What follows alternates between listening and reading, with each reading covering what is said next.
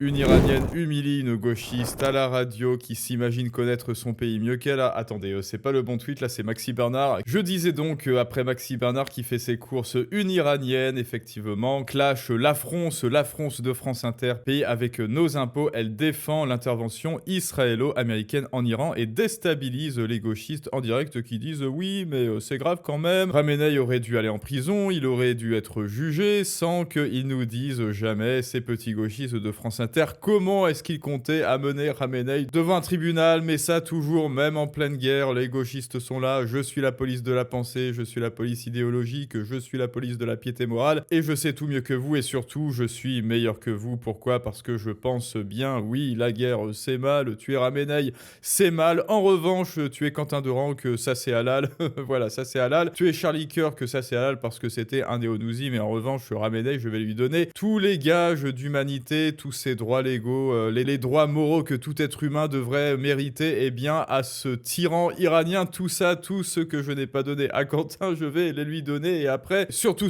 il méritait également une visite dans sa cellule de Macron ou au moins un petit message vocal. Ça aussi, on va en parler. Alors, allons-y, les amis, petit storytelling du monde moderne. Comment cette iranienne défonce la gauche française qui croit tout savoir mieux que tout le monde, même mieux que les iraniennes qui, se sentent libérées. Ça, alors, on voit ça ensemble tout de suite. Toujours gouvernement, il a toujours pouvoir. Et non, il faut pas sourire comme ça, comme je suis un con. Non, je Donc, souris vous à Barré invitez Akramitsky. Donc là, la chroniqueuse, vous la voyez pas à la caméra, mais il semble qu'elle sourise pour tenter de se moquer de ses propos. Quelqu'un, si vous êtes gauchiste, mujahideen ou quelque chose, vous avez invité quelqu'un je parle des côtés des millions iraniens. J'aime bien, si vous êtes gauchiste, moudjahidine, c'est pareil. Très bien Pour d'entendre la parler de diversité cette des situation. voix et des Ok. points de vue, bien Donc, sûr. il faut attendre pour moi. C'était la seule moyen. Il y a milliers de jeunes d'âge 3 ans jusqu'à 80 ans. Ils ont mort dans la rue avec cet gouvernement. Donc, on ne pouvait pas les changer. On ne pouvait pas. Et ils n'ont pas notre ennemi. C'est pas une guerre. C'est un appel d'aide. C'est aide à Iraniens. Il faut arrêter à réfléchir comme ça. Oui, c'est vrai, on pourrait se poser la question de est-ce vraiment une guerre tant qu'il n'y avait pas vraiment la Russie ou la Chine, là, est-ce vraiment une guerre étant donné que tous les dirigeants d'Iran sont morts, voilà, deux jours après que les Israéliens, donc, et que les États-Unis et que Trump ne soient intervenus, et donc, oui, pour la gauche, il n'était pas censé intervenir. Pourquoi? Parce que, vous inquiétez pas, ça fait 45 ans ou 48 ans, je sais plus, que ce régime est là, mais vraiment, on allait le coincer, le Khamenei, on allait le coincer. Trump a fait le ménage, merde. Bon, écoutez, je suis pas d'accord avec tout ce qu'a fait Trump, ok, mais au moins, lui, il a agi. Là, c'est toujours pareil. La gauche, c'est toujours la branlette intellectuelle, toujours je parle, et ça fait 48 ans qu'il parle du régime iranien.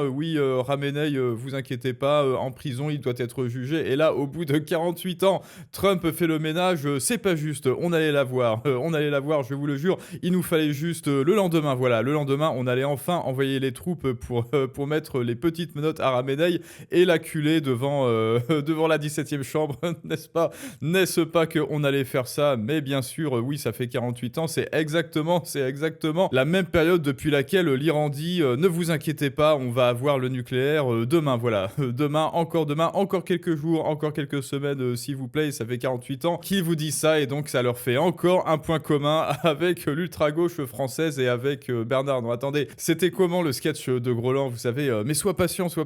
Ah voilà, c'est la pétée à Monique, vous connaissez ça? Bon, j'espère qu'il n'y aura pas les... Allez, C'est décidé, c'est aujourd'hui. C'est aujourd'hui que le René va mettre une pétée à la Monique. donc ça c'est Trump. Ça fait 50 ans que ça dure. Ça Et fait là, 50 ans que ça dure, c'est exactement pareil. le René, il en a marre. 50 ans qu'elle le fait marner. Non, je ne sais pas. C'est peut-être trop tôt. Voilà, et donc la Monique, c'est la gauchiste. Je sais pas, c'est trop tôt et ça fait des années. T'inquiète pas, oui, mais sois patient, c'est pas ce qu'elle dit. Mais sois patient. Voilà, mais sois patient. Et ben, écoutez, les amis, vous êtes dirigés par des Monique. Mais sois patient, mais sois patient. Et pendant ce temps-là, il y a une Iranienne qui ose prendre la parole et qui dit non, non, écoutez, là, en fait, c'était de l'aide. Et oui, Trump est venu en aide et il a éliminé des gens qui nous gouvernaient et qui nous tyrannisaient, en fait. C'est-à-dire qui énucléaient les homosexuels, qui énucléaient les femmes aussi, d'ailleurs, en fait, qui énucléaient tout le monde. Voilà, tous les gens qui n'étaient pas d'accord avec ça. Alors, est-ce qu'on ne serait pas encore dans un point commun avec, comme elle dit, le gauchisme, les moudjahidines? Est-ce qu'il n'y a pas encore un point commun avec l'ultra-gauche en France? C'est-à-dire vouloir absolument faire du mal à toute personne qui ne pense pas comme nous. Alors voyons. Tiens, voilà une illustration parlante. Free Palestine, voilà, et Free Iran, il n'y a plus personne. France Inter, une Iranienne qui connaît les mollahs et boum, elle démonte la gauche en direct. La gauche, jamais manifestée pour nous, que du négatif. Les animateurs font la gueule, les LFistes scrollent en rage et Seti sort en queen absolue. Alerte info, Hossein Taeb, l'ancien chef des renseignements en Iran, vient d'être éliminé. Encore un dans une frappe ciblée sur sa maison. Cet homme était responsable de la répression brutale de milliers d'Iraniens et d'Iraniennes impliqués dans des massacres de manifestants, des tortures et des exécutions arbitraires. Des protestations massives, comme celle pour Mahsa Amini, portent les marques de son régime de terreur. Justice enfin rendue pour le peuple iranien opprimé. Ça, les amis, la gauche de France Inter vous dit non, c'est mal, c'était nous la gauche, en fait, c'est ça, ils s'auto-octroient, ils s'auto-proclament en tant que Superman, police du monde, hein. Ils reprochent à Trump d'être la police du monde qui passe à l'action, mais eux, ils veulent être la police du monde dans leur petite tête, c'est-à-dire non, vous auriez dû nous laisser faire le travail, et si des Iraniennes telles que cette femme iranienne courageuse avaient encore attendu 40 ans, voilà, mais sois patient, Monique. Urgent, l'Iran a abattu un porte-avions américain qui survolait le sud du pays. Si c'est vrai, c'est très grave. Comité de déontologie du Hezbollah, expert en intelligence aérospatiale des Houthis. Effectivement, ils l'ont attrapé au vol, ce fameux porte-avions. Félicitations à eux, félicitations. Maxi Bernard, vacciné 12 fois, c'est bon, je suis prêt pour la guerre totale contre les mollahs que l'on a vu précédemment. Bien sûr, petite prière du soir, bonsoir avec notre ami Trump. Alors voyons. Ça, avant, je pensais que c'était une IA. We pray for your continued blessing and favor to rest upon him. We pray for wisdom from heaven to flood his heart, his mind, and Lord, you will guide him in these challenging times that we're facing today. I pray for your grace and your protection over him. I pray for your grace and protection over our troops and all of our men and women serving in our armed forces. And Father, we just pray you'll continue to give. Écoutez, ça m'a l'air d'être une prière beaucoup plus apaisée que certaines autres prières en Iran, si vous voyez ce que je veux dire, depuis ces dizaines d'années ensuite. Il n'y aura pas d'autre deal avec l'Iran, sinon une rémission inconditionnelle. Après ça, il y aura une sélection de grands et d'acceptables leaders, nous, et beaucoup de merveilleux et de braves alliés et de partenaires. Nous allons travailler sans relâche pour retourner l'Iran de ses cendres, tel le phénix flamboyant. Bon, il l'a pas écrit comme ça, le rendant économiquement plus grand, meilleur et plus fort, etc. L'Iran aura un grand futur. Make Iran Great Again, MIGA, signé Donald J. Trump. Et finalement, et peut-être le meilleur pour la fin, ou le plus terrible pour la fin, que sais-je, bonsoir Fatima, signé, alors non pas Donald Trump, mais Mr. For Sure, alias Kekeros, alias Macron. Vous n'allez pas faire la guerre du tout et vous allez continuer à vivre. Et donc là, préparez-vous pour la fin de règne interminable. Bonjour Monsieur Macron, j'espère que vous allez bien. Ah ouais, tu peux lui envoyer des vocaux à Monsieur Macron? Est-ce que vous pouvez enlever la guerre s'il vous plaît? Parce que vous avez trop ouvert votre bouche, je trouve. Et en fait, j'ai pas fini de vivre et j'ai pas envie qu'il y ait la guerre. Bonjour Monsieur Macron, vous pouvez finir la guerre, vous avez trop ouvert votre bouche Monsieur Macron. Bonjour Fatima. Même Fatima, 7 ans, je sais pas combien, elle en a marre.